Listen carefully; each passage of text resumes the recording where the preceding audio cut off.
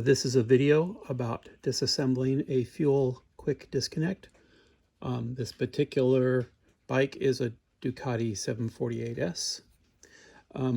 The flange side of the quick disconnect has this fitting here, a plate that locks up against the hose end of the fitting, this plunger which holds it in the open or closed position, a spring underneath which pushes up the plunger, and a spring underneath here which pushes the plate up. To disassemble, you push down on the plunger,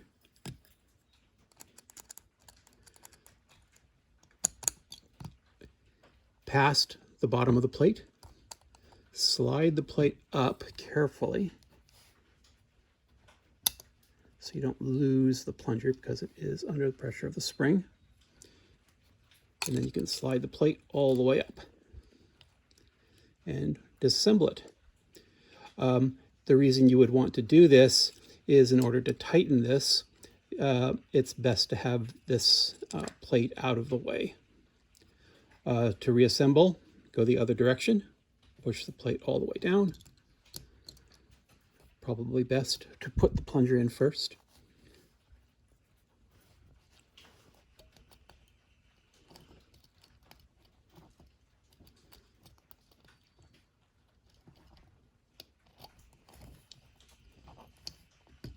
And then it will lock up into place. So that's the open position for inserting a hose, the latch position when the hose is in place. When you tighten up the fitting, make sure that it's aligned so you have enough distance to get the plate in and out.